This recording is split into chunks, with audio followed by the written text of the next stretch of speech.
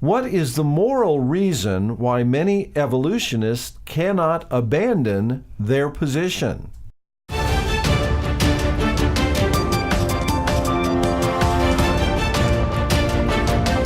Occupying Till He Comes at Southwest Prophecy Ministries.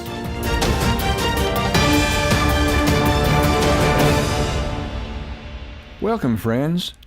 This is Dane Rome, your announcer for today's Last Days Beacon program. Thanks again for listening and joining us today. And just a reminder that these programs are supported by your gifts to this ministry.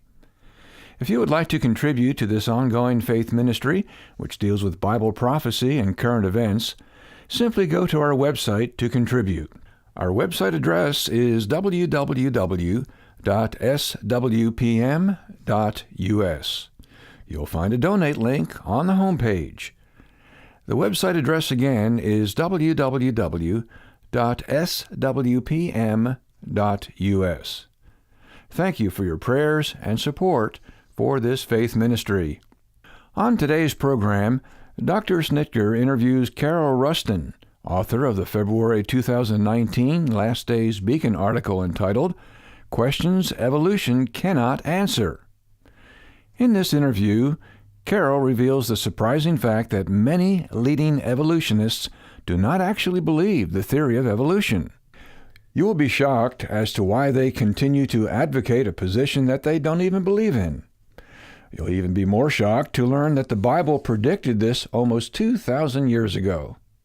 So, let's join Dr. Snitker and Carol Rustin as they discuss the questions evolution cannot answer. Thank you, Dane. Welcome, friends, to another edition of our Southwest Prophecy Ministries Last Days Beacon program.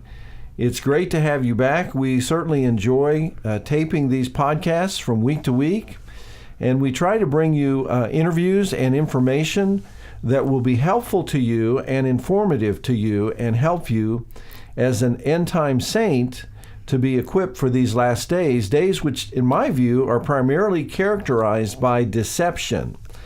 And today's topic is no exception to that. We have been bombarded with a trainload of deception since 1855 or so, when Charles Darwin wrote his infamous book on evolution. And that train just keeps getting bigger and bigger with deception. And so we are privileged to have back in studio today Carol Rustin, the author of our February Last Days Beacon article entitled Questions Evolution Cannot Answer. And that very title itself is provocative because evolution claims to answer all questions, unquestionably. It is a dogma that is comprehensive in its understanding of the universe, both at the macro and the micro level. It is certainly the religion of the academics. Well, Carol, it's great to have you back in studio today.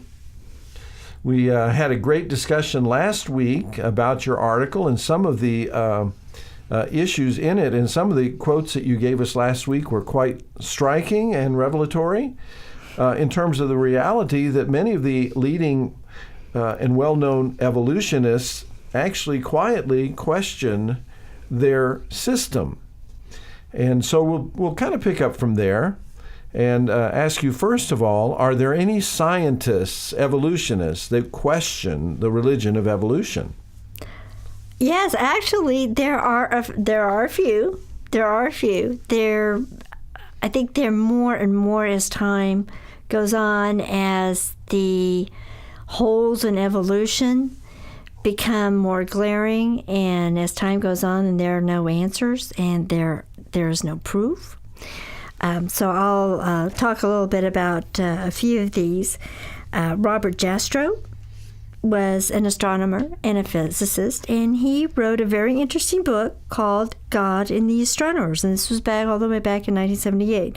And this is one of his more striking quotes in the book. At this moment, it seems as though science will never be able to raise the curtain on the mystery of creation. For the scientist who has lived by his faith in the power of reason, the story ends like a bad dream. He has scaled the mountains of ignorance. He is about to conquer the highest peak. As he pulls himself over the final rock, he is greeted by a band of theologians who have been sitting there for centuries. Wow, what an admission. And he actually used that accursed word, the mysteries of creation. Well, doesn't that imply a creator? Sure does. Am I being naive? Creation implies a creator. Yes, it sure does. Wow. And so he's acknowledging that possibly the theologians have answers that evolution cannot provide. Yes, the theologians look like they might have some answers that scientists have not been able to provide by their logic and reason. But just as a cursory thought, when you look at creation, when you look at the universe, and there's order in creation. There is not chaos. So if there's going to be order, then that speaks that there is some kind of design, an intentional design that was there from the beginning. So wouldn't you think that there would be a designer? To me, that's just kind of logical. But scientists don't seem to follow a logical pattern as far as evolution is concerned, as far as I'm concerned. And it really seems to me, Carol, that the advances in modern technology, for example, in terms of space exploration, and we've got the Hubble telescope that's out in space, it's unhindered by atmosphere as our earthly telescopes. We are seeing farther and farther into the universe.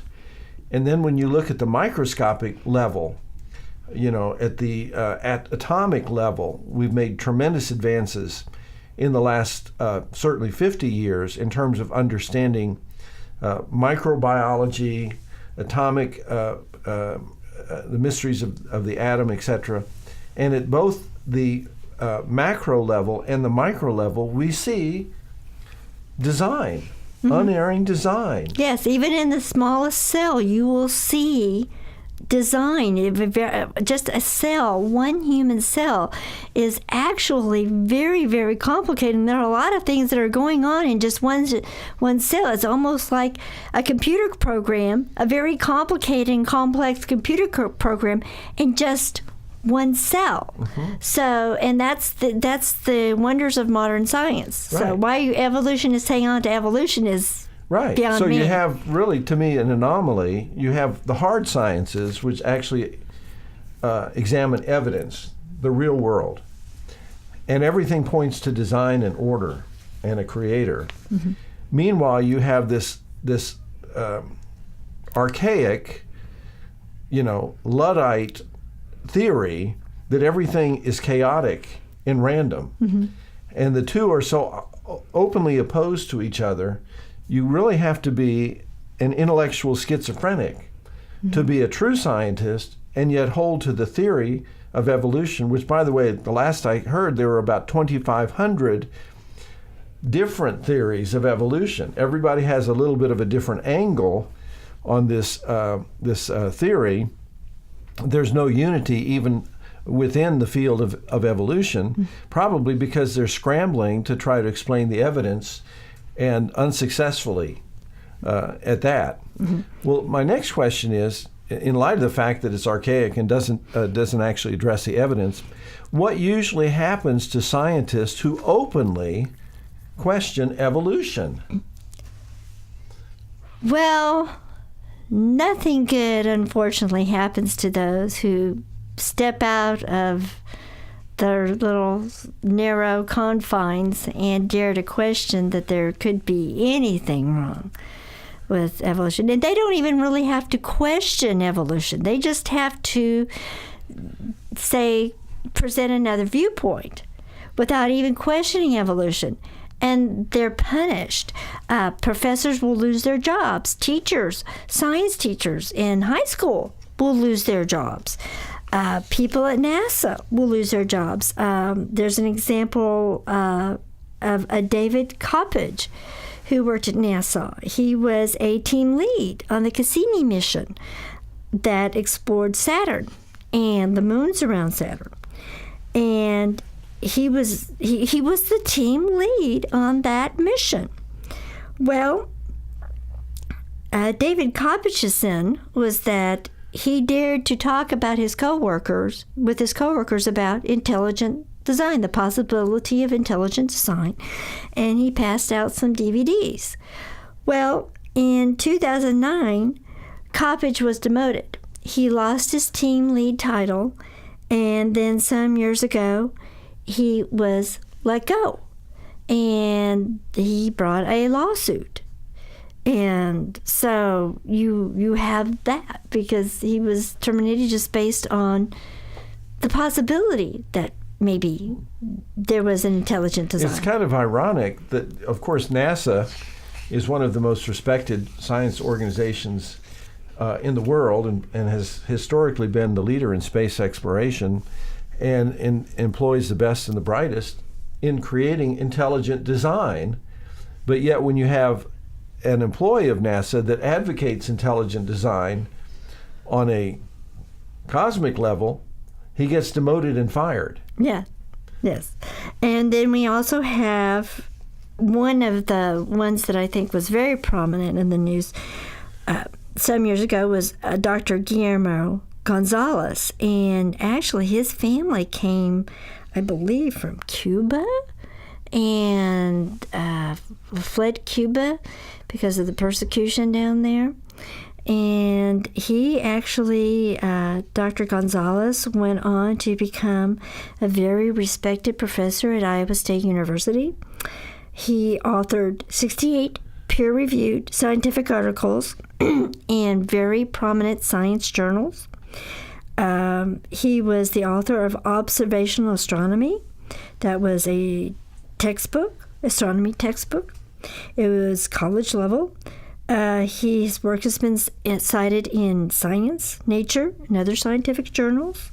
His research led to the discovery of 2 new planets. He was building a new technology to discover extrasolar planets. He served on the NASA Astrobiology Institute review panel in June 2003. So he's been very, very well published, very, very, very well respected. But because he had the gall to suggest that there might be something to intelligent design, he was denied tenure at Iowa State University. And they punished him. Which is tantamount to being fired, isn't it? Really, yeah. Okay. I mean, he can never get tenure. He can never. So his job security is gone. Right. And now he wrote with somebody else a book called The Privileged Planet, in which they explore intelligent design. Now, I don't agree with everything that Dr. Gonzalez says in this book, and I did read some of it. Dr. Gonzalez is an old Earth guy, so he still kind of believes in that, it took maybe thousands or millions of years, the Earth, and, you and I are kind of young age, so we go more towards the Henry Morris type of view of Earth. But Dr. Gonzalez still in this book promotes intelligent design. And that was his big sin. And it's very sad that he's punished because of his belief that there is a creator who is behind creation. Well, let me ask this.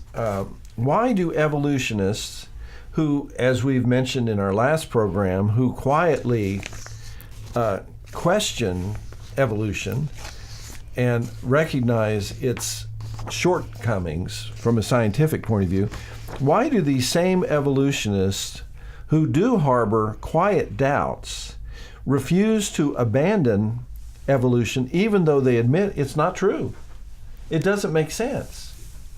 So there must be a reason why they hold on to something Oh, yeah. that they quietly say is really not intellectually convincing. Yes. And we're about to reveal the shocking truth right now. And it really is shocking. It really is shocking. Actually, if you read, and again, this is not something that the mass public would ever be exposed to or know. But I've got a few quotes here from some leading atheists and evolutionists. The first one is George Wald. He's a leading biologist, and in 1967 he won the Nobel Prize for Medicine for his discovery of vitamin A in the retina. And in 1958 he was quoted in an article, and this is what he wrote about. He was quoted in Scientific American in volume 199 in September 1958.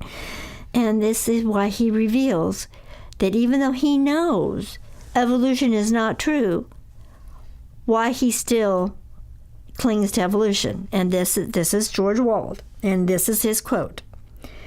"There are only two possibilities as to how life arose. One is spontaneous generation, arising to evolution. The other is a supernatural creative act of God. There is no third possibility. Spontaneous generation, that life arose from non-living matter, was scientifically disproved 120 years ago by Louis Pasteur and others.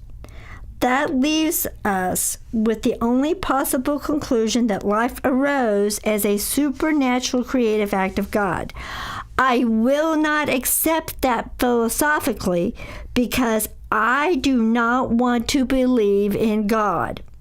Therefore, I choose to believe in that which I know is scientifically impossible, spontaneous generation arising to evolution."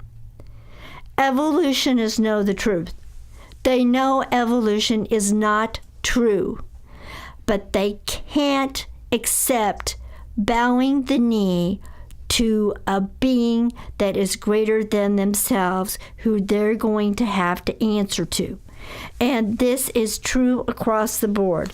Actually, at my church, several years ago, we had a panel who talked about apologetics, and they were some of the leading apologetics in the field of biblical apologetics, defense of the gospel, defense of the Bible, and why it's true, factually true. And one of the panel members said he was at a certain university. They were debating it, and he talked with one of his friends afterwards, and the friend admitted there were great problems with evolution. So he says, "Oh, so you're going to abandon evolution and believe in God now?" He says, "No." And his friend couldn't understand it. And he says, "Well, why not?" He says,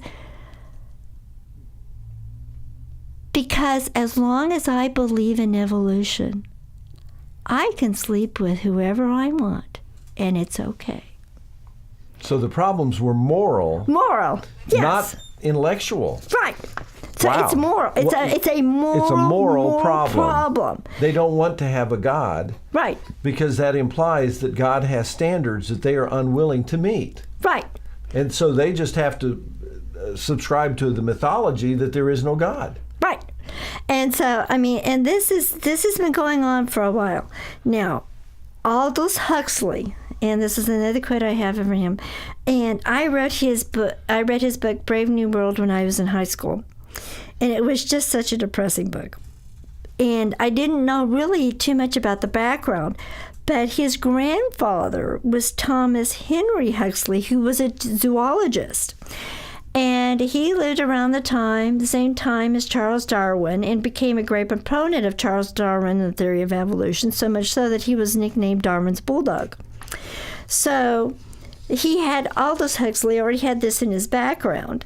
So when he was writing Brave New World and other things, and it was such a depressing book for me to read, but he confessed that his reason for rejecting Christianity and embracing evolution was really basically the same as George Wald's. So, and this is a quote by Aldous Huxley. I had motives for not wanting the world to have a meaning, and consequently assumed that it had none, and was able without any difficulty to find satisfying reasons for this assumption. The philosopher who finds no meaning in the world is not concerned exclusively with a problem in pure metaphysics. He is also concerned to prove that there is no valid reason why he personally should not do as he wants to do. For myself, as no doubt for most of my friends, the philosophy of meaninglessness was essentially an instrument of liberation from a certain system of morality. We objected to the morality because it interfered with our sexual freedom. The supporters of this system claimed that it embodied the meaning, the Christian meaning, they insisted, of the world. There was one admirably simple method of confuting these people and justifying ourselves in our erotic revolt. We would deny that the world had any meaning whatever. And doesn't this remind you of Romans 1, where Paul says, they know the truth, and they refuse to acknowledge it. Mm-hmm.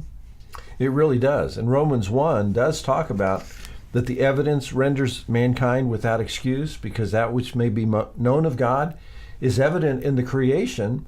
And what does that passage go on to talk about? Those who deny the evidence of creation. Are there some moral consequences to those who do that knowingly, who have evidence from creation itself so that they're without excuse? Yes. And then they deny the Creator? Yes. And what does God do about that? Well, let's read what the Apostle Paul said. For the wrath of God is revealed from heaven against all ungodliness and unrighteousness of men who hold the truth in unrighteousness, because that which may be known of God is manifest in them, for God hath showed it unto them. For the invisible things of him from the creation of the world are clearly seen, being understood by the things that are made, even his eternal power and Godhead, so that they are without excuse, because that when they knew God, they glorified him not as God, neither were thankful, but became vain in their imaginations, and their foolish heart was darkened. Professing themselves to be wise, they became fools, and changed the glory of the uncorruptible God into an image made like the corruptible man, and to birds, and four-footed beasts, and creeping things. Wherefore God also gave them up to uncleanness through the lust of their own hearts, to dishonor their own bodies between themselves, who changed the truth of God into a lie, and worshipped and served the creature more than the Creator, who is blessed forever. Now, isn't that, to me, he saw down through the ages, and he knew that this was happening because evolution, again, he glorifies the creature more than the Creator. Mm-hmm. I think Paul knew. Right. And it's interesting what the evolutionists view as liberation of their theology or liberation of their morality. God says it's the judgment of God. Mm-hmm. That it is God who turns them over. In fact, that term, God turns them over, occurs 3 times in Romans chapter 1.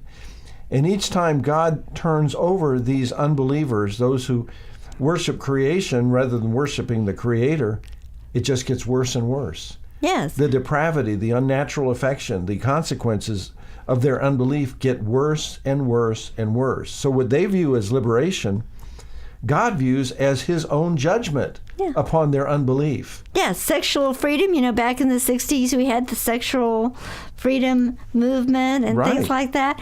And all of this is a consequence of Aldous Huxley, evolution. Right. George Wald, all of these things. And it really, really speaks to what has happened in the world and in our own country. It really, really does. Right. And it just compounds and gets worse. It is as if God greases the slide of depravity. And, we have the LGBT movement. And the LGBT movement is now the LGBT plus movement.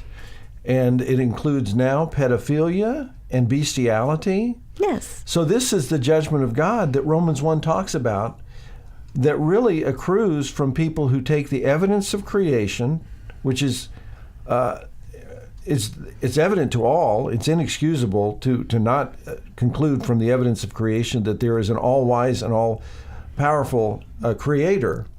But those who do that, God begins to turn them over to unspeakable lusts and lifestyles that bear their own consequences individually and as a culture. And we're seeing the outworking of that today. Yeah. So evolution bears nothing but bitter and costly fruit. I think it's very, very interesting that all of these biologists and scientists, and they're all held in such great esteem for their wisdom and their knowledge. But God says, professing themselves to be wise, they become fools. They become fools, right. So we see Romans 1 playing itself out in the academic community over the last 150 years. The thing that's amazing to me, Carol, in terms of the grace and mercy of God, is that Romans 1 does not end the book. That's the beginning of the book, and we have, as we move through Romans, and of course, Paul, as a scholarly biblical lawyer, lays out the case against mankind and concludes that all are sinful, and that the consequences of sin is death. And then he begins to unfold the doctrines of justification and grace and salvation through grace alone, through faith in Jesus Christ alone. And then he talks about the transformation that takes place in the lives of those who trust Christ and his justification for sin, and the transformation that takes place in the life and in the culture of those who turn from sin and unbelief and turn to the gospel. So Romans 1 really is the bad news about man's condition. And then as we move forward in Romans, we see the grace of God that overcomes man's sin and unbelief. So as really we wrap up these two discussions on evolution, I do want to end on the positive note that even though mankind and evolutionists as religion have rejected the evidence of creation and are bearing in their lives the bitter fruit of that, of being turned over to these unnatural affections as a judgment of God, not as something that they consider liberation. The Bible says that's bondage. But that even through that, through the incarnation, through the work of Christ on the cross, he breaks the power of that. And for those who turn to Christ by faith, he undoes that work of unbelief and condemnation and makes a new creation. And that's really the hope of the gospel. And so our prayer for those who are devoted to the religion of evolution is that they turn from their sin, the sin of unbelief, and that they turn to Christ as a Savior. But part of that is a recognition that there is a God of order and design and love who created the universe and created them for a purpose and wants to redeem them. So evolution is indeed a false religion. It's a soul-damning religion. It's a religion that leads to terrible moral consequences individually and as a culture. And really, evolution needs to be combated because it is a soul-damning religion. And it leads to all these terrible consequences that we see playing out in Western culture today.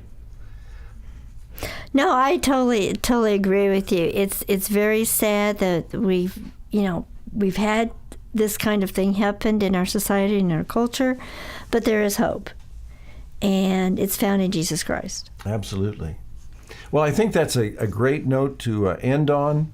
And so, Carol, thanks for being with us. Thanks for sharing this informative article that I think will be quite helpful to you as a believer, as perhaps you have friends who are ensnared in the false religion of evolution. And I think it'll be illuminating to you to find out that some of the leading devotees of evolution don't actually believe what they're foisting. It's really a con job that has been foisted upon the academic community. And these people are really con men that don't even believe what they're teaching. So friends, I'm sure that you will want to order multiple copies of our February Last Days Beacon article. It is entitled Questions Evolution Cannot Answer. And now our announcer, Dane Rome, will share how you may obtain multiple copies of Carol's informative new article. Thank you, Dr. Schnitker. Today, we are offering an excellent article to accompany the series of messages. Our February 2019 Last Days Beacon article by staff writer Carol Rustin is entitled Questions Evolution Cannot Answer. In this article, Carol discusses several reasons why evolution is downright unbelievable. It's so unbelievable that even leading evolutionists don't believe it. You may order 5 copies for $5 or 25 copies for $15 contribution. Just go to our website, www.swpm.us, and go to our bookstore. Type in the title of the article, America is Forecast in Bible Prophecy, Part 3. The website address again is www.swpm.us. Well, please join us for next week's Last Days Beacon program, brought to you by Southwest Prophecy Ministries. And until then, this is your announcer, Dane Rome, saying thanks for listening.